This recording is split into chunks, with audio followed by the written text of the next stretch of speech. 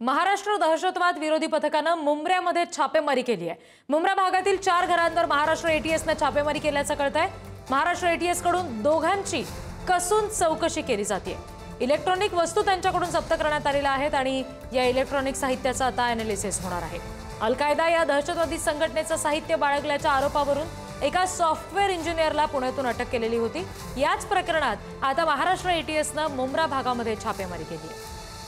आणखी तपशील घेऊयात प्रतिनिधी निकेश शार्दूल यांच्याकडून। निकेश, मुंब्र्यातली ही जी छापेमारी आहे याच्यामध्ये ताब्यात घेतलेले जे कोणी संशयित आहेत त्यांच्या चौकशी दरम्यान काही माहिती समोर येऊ शकली आहे का?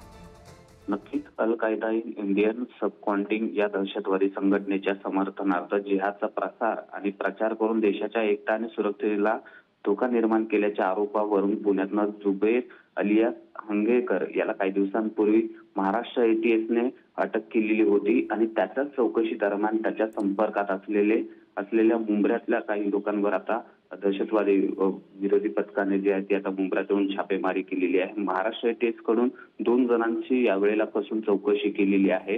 मुंब्र्यातील 4 घरांवर एटीएसने छापेमारी काल केली होती। यामध्ये 2 विटे तसं इतर घरातून काही इलेक्ट्रॉनिक वस्तू जप्त करण्यात आलेल्या आहेत आणि या इलेक्ट्रॉनिक साहित्यांची आता अॅनालिसिस होणार आहे।